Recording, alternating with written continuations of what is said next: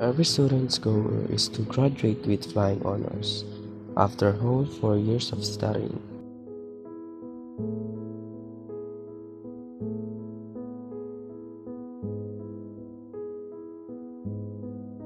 But do you know what will happen after our graduation? What will be our life after graduation?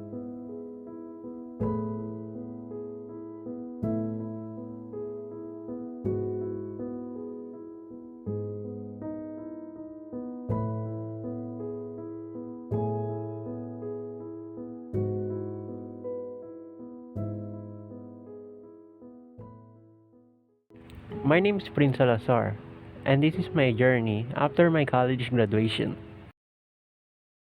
Let's call Miss Sabellano April J. for our opening prayer.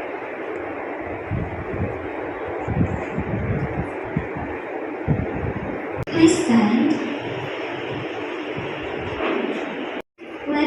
Let's bow our head and put ourselves to the presence of the Lord. Dear God, thank you for your amazing power and work in our lives. Thank you for your goodness and for your blessing over us. Thank you that you are able to bring hope through even the toughest of times, strengthening us for your purposes. Thank you for your great love and care. Thank you for your mercy and grace. Amen. Mga kababayan, ang pambansang awit ng Pilipinas.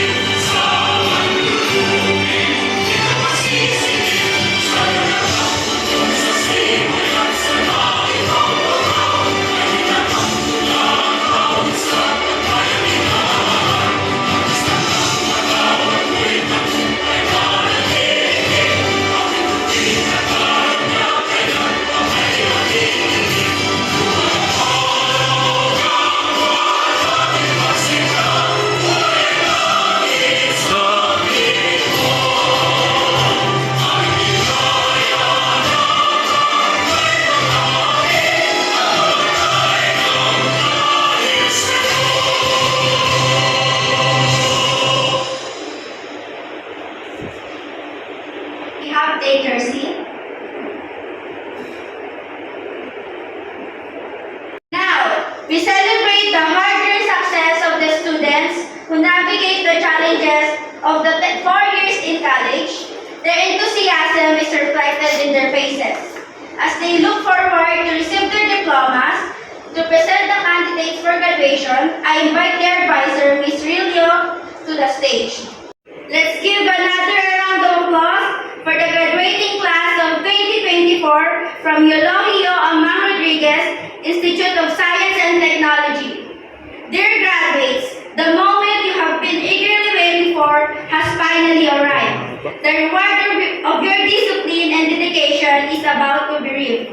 Now, I invite Ms. Christine C., our beloved principal, and our Mayor, Ms. Norsema Kanakan, to award diplomas.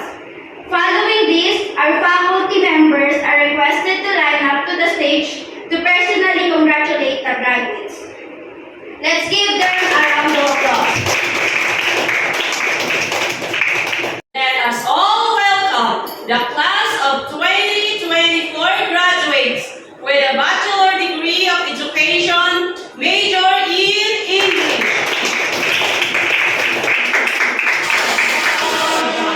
Hazel Joy D. Kasupanan.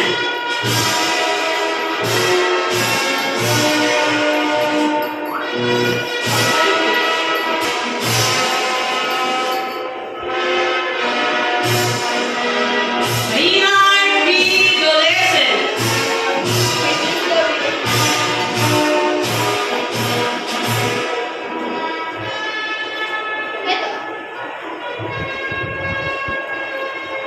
April Jane and Dumdum.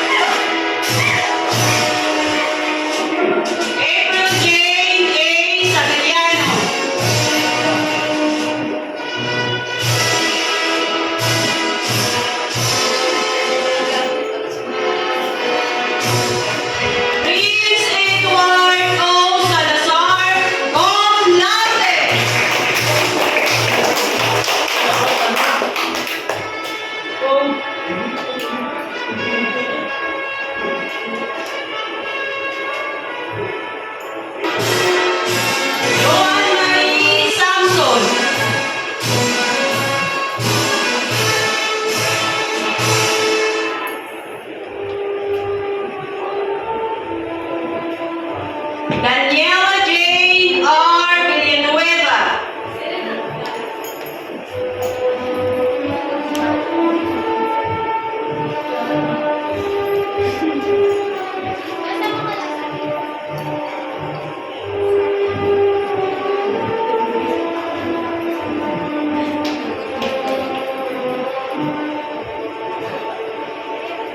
Congratulations to our fresh graduates.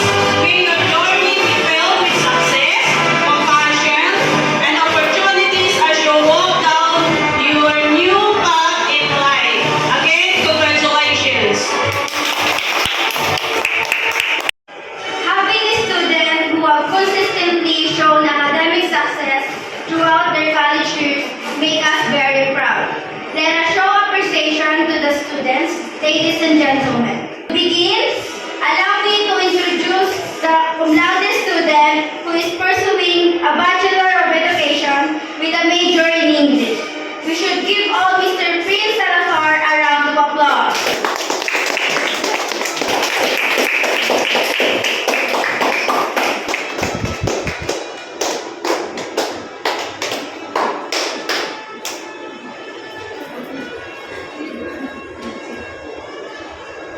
Thank you, Miss. And thank you to all the members of the staff and the parents, instructors, professors, and the students who helped to make these 4 years everything that they were. It is a privilege for me to give the commencement speech on this wonderful day. I'm happy to greet the instructors, staff, and the students to the Julio Amang Rodriguez Institute of Science and Technology graduation ceremonies. The graduates who are seated here today have been shaped by each and every one of you. As I stand here, I consider the 4 years of journey we have all created together. We went through a lot, and I am grateful for all that you have done for us. The same goes to all the members of the faculty who have nurtured us from the beginning until the very last day of our classes. Once again, congratulations to all of us.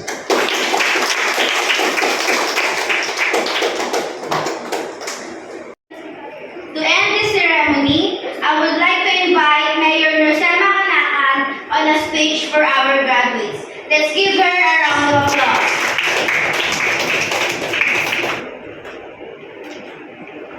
Welcome graduates, colleagues, family, and friends. Congratulations to all of you. I'd like to begin by thanking all of the families and friends in the audience today. I understand that many sacrifices and obstacles you overcome this past years to be here. As I have said before, no one makes it to graduate alone. For the reason, I'd like to ask all of the graduates to thank all of those who helped you on this journey. Also, I would like to thank the faculty who have served not simply as your teachers but also as your mentors.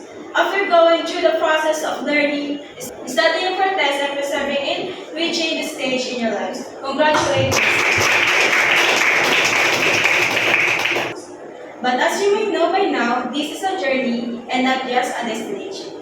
The path to success does not end here but rather move to a different direction. Now that you are here equipped of your well-deserved bachelor diploma, you are about to begin another stage in your lives. Whatever you will finally decide to do after these great achievements, you have to know that learning or further education does not stop here.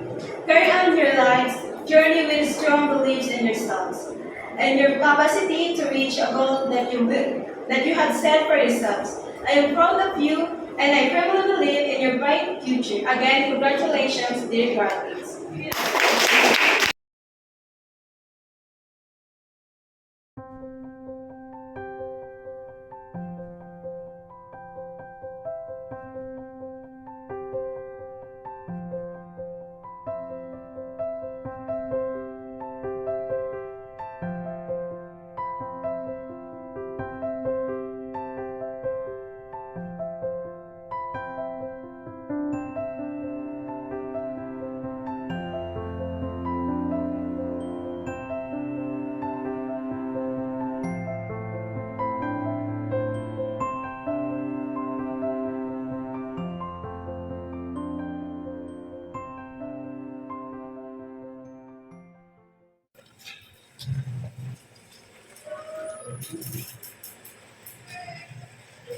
Are you okay? Are you feeling nervous? Yes, it seems like I can answer those questions with confidence.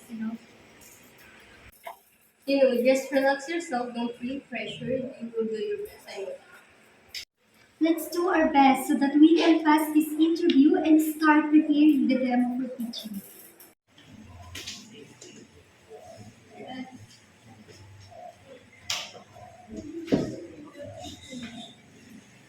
Are all Sasupanan? Oh, there you are. You can go inside to officially start that.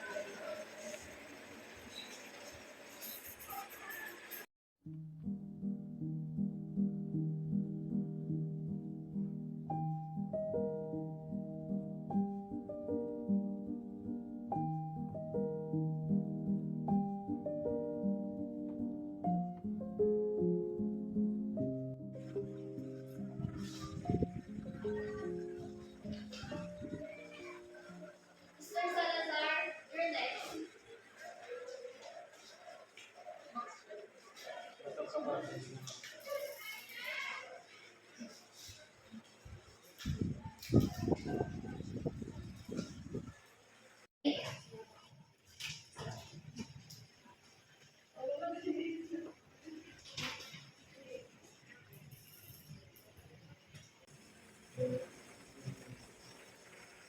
Good day, Mr. Malalay. I am Prince Salazar.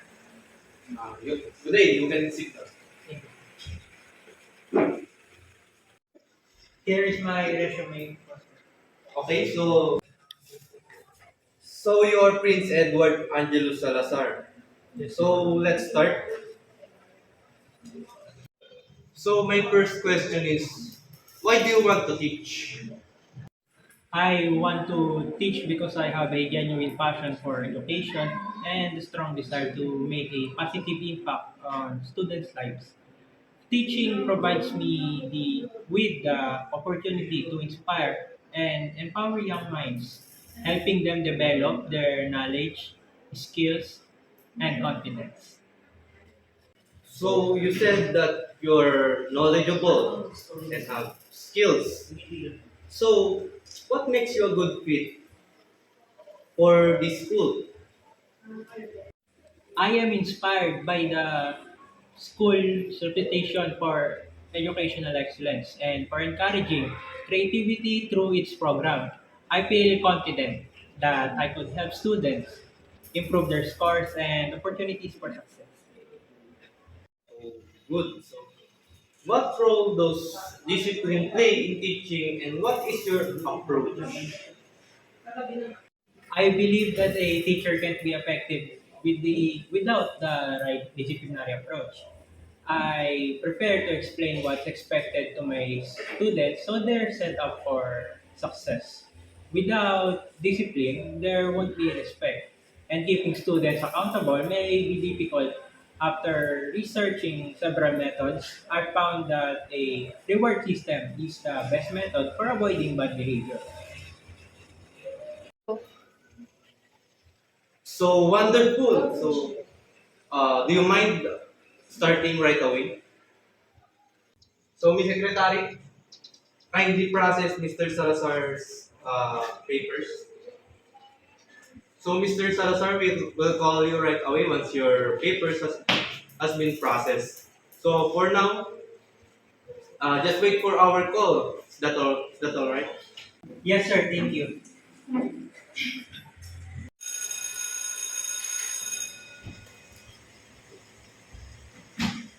Okay, good day, students.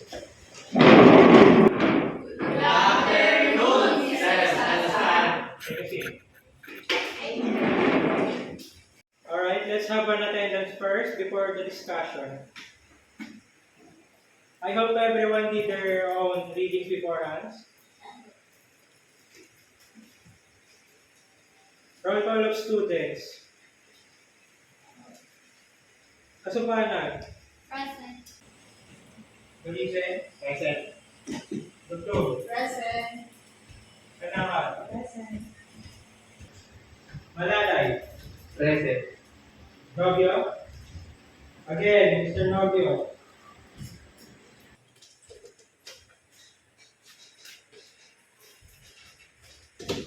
Sorry sir, I'm late. Quiet everyone! Mr. Novio, it's your fifth late. What reason do you have this time? Traffic? Never mind, just sit down.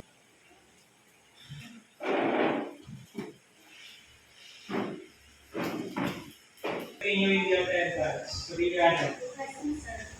Samson. Present. Villanueva. Okay, everyone, listen. As I gave you all a task last week to have advanced reading, let's have a small recap of what you've learned for the discussion. Anyone?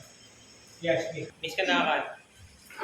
Communication levels are intrapersonal, interpersonal, group, organizational, and mass communication. Well said, Miss Kanakan. There are 5 different levels of communication. Understanding these levels allow individuals to navigate interaction with clarity and purpose. So, can someone define each level? How about Miss Hazel Kasupana? Interpersonal is the internal dialogue and self-reflection that individuals engage within their own minds. It involves processing their thoughts, emotions, and ideas independently. Well said, Miss Kasupana. You may take your seat.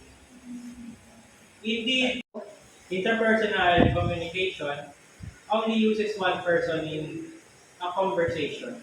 This form of communication is essential for self-awareness, personal growth, and decision making. Another one. Mr. Novio. Mr. Novio. Mr. Novio. Hey, Julius. Sir is calling you multiple times. Oh, I'm so sorry sir. Can you kindly repeat the question? Define the 5 level of communication.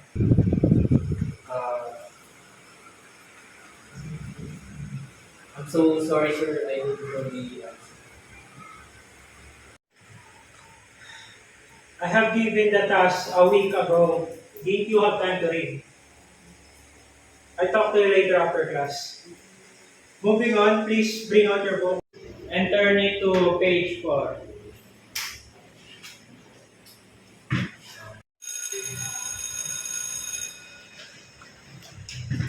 Don't forget to advance reading on the next lesson. Class please. Stay put in their notebook.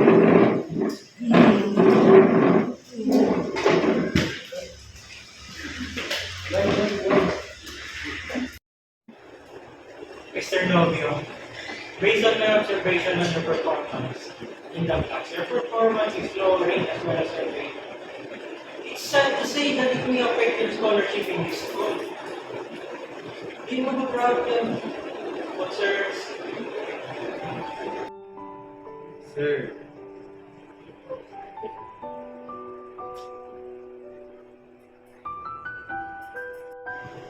Don't worry.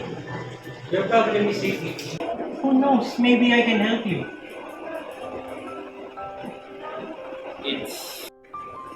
it's all about my family and our financial instability sir. Continue. My father's business is almost on the verge of bankruptcy.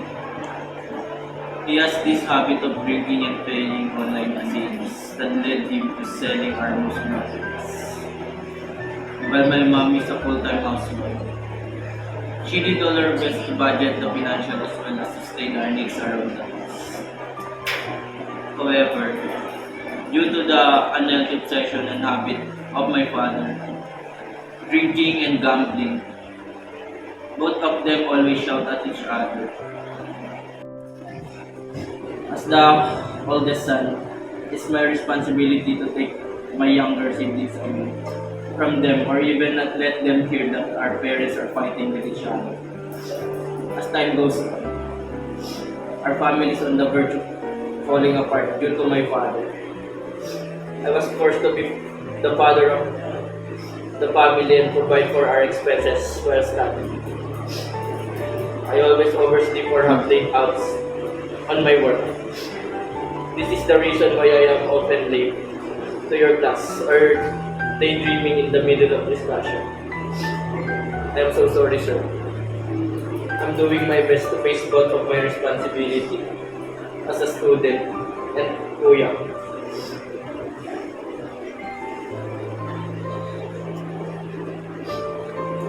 Sorry that you're forced to have this responsibility. As the provider of your family, I'm so proud of you for being the best kuya that they could ever ask. I'll do something to help you with your situation so that it would not be a burden for you on your studies, on yourself. Allow me to. For now, be strong for your family, alright? Sorry, sir. Thank you. No worries. I'll leave you for now, right?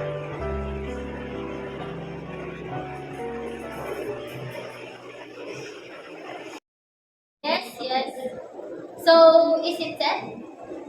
The seminar will be held here inside the school premises on June 17th. Okay. We'll take note of that. Thank you.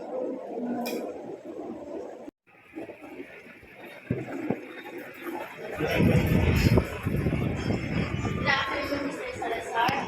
What are you doing here? I would want to help my student about some family problems. Mr. Salazar, we both know that we don't entertain other problems that are not connected inside the school premises. And we can interfere with it. So, I know about it, miss. However, it affects the student performance that it leads to being unqualified for the scholarship in this school. if that's the situation, please care to explain further. Well, I talked to this student a while ago, and he is alright because his performance level wasn't the same as before. He told me that his family is suffering from financial instability. Background to cope with it. His father is suddenly obsessed with liquor and gambling. This habit of his causes a lot of commotion within their family. Frequent arguments of their parents and being in debt. In order to sustain their expenses, my student is forced to take multiple jobs, day and night. That leads to him always being late absent or sleeping in my own class. Okay, I get it. Based on the story of the students, he's having a hard time balancing studies and work, right? Yes, miss. So the only thing that we can give a solution to this his problem is for him to apply NOAA, which is our leave of absence. He will allow to take a 1 whole year of absences for a one-time only. This LOA is a break for a whole semester, which means he will have a whole year of month away from school to have many jobs as much as possible without having a problem with INC or the back subjects. Thank you, miss. I'll take note of it. Thank you. You may dismiss now.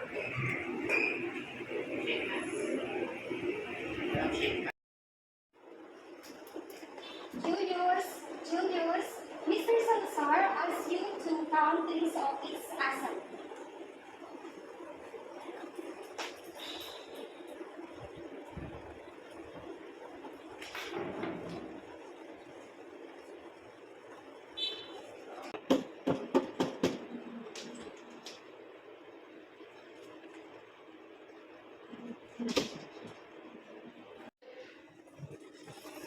Good afternoon, Mr. Salazar. Why did you call me, sir? I talked with the principal about your situation. He in order to keep up with everything here in the school, she suggested that you take Noah. Loa? Yes. It means leave of absence. It's an academic break that lasts for a sem. Of the whole school year, it can be only taken once every student. One sem lasted for a year. Within that year, you can focus on your job without worrying about you failing your classes. Or back to subject, since that when you take Noah on your second sem, next year second sem will be What are requirements should I need to apply for Nova? I will prepare it for you. Just complete the other information and submit it to the register. Thank you so much, Mr. Salazar. I'll do my best. No worries. It's the only thing I can help as your professor. You're dismissed. Thank you so much again, Mr. Salazar. Good afternoon, everyone.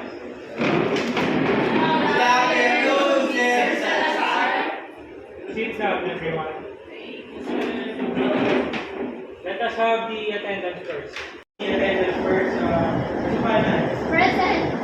Jason. Present. Tulum. Present. Story. Present.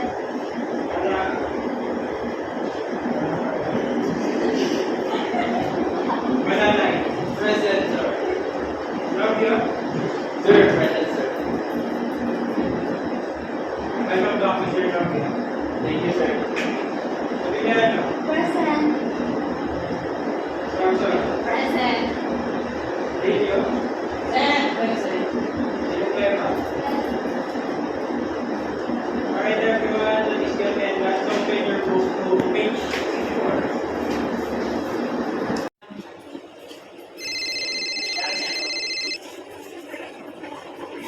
Hello.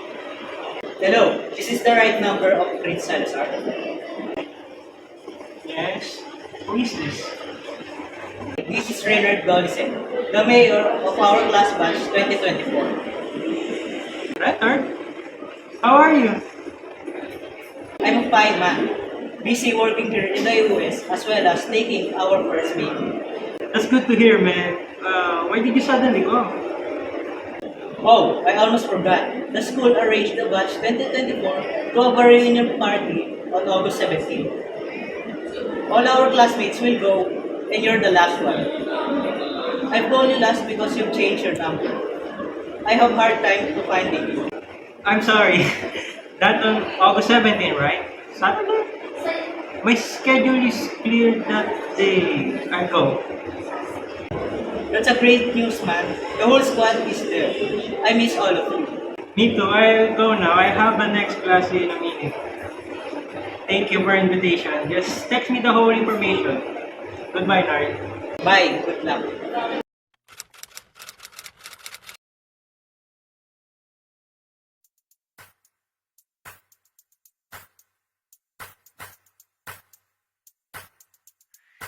OMG, you really came.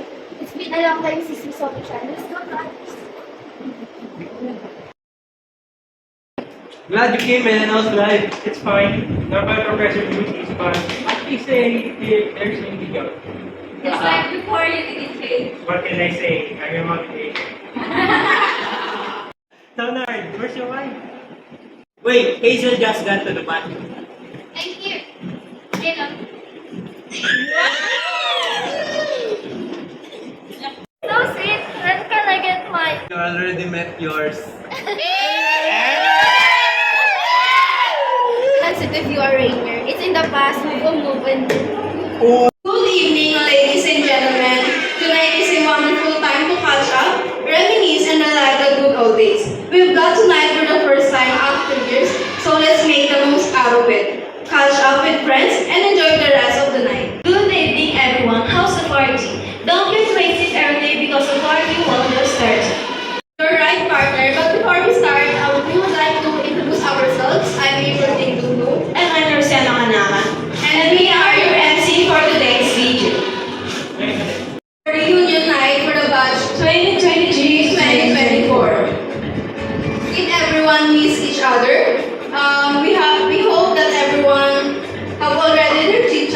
before because after a few minutes the program will start. Are you ready, partner? I am. I'm really excited with the program. Our program for tonight will have few games for everyone to bang and enjoy the rest of the reunion. So we will back after a few minutes to start the program. Enjoy, everyone!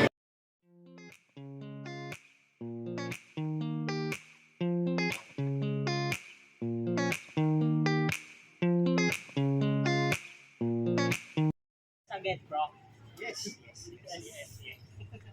Of course. Paringat.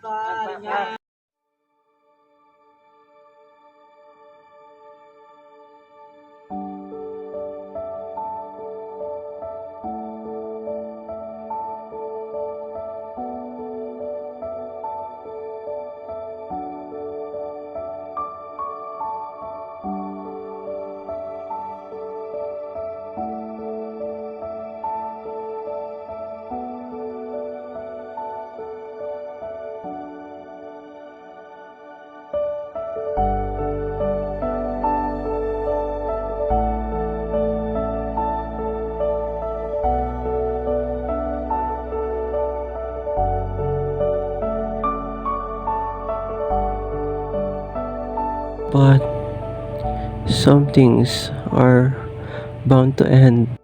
Wake up. Prince, wake up. Hey man, wake up.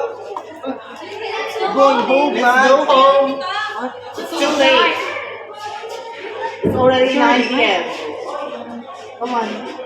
Let's go. Hey,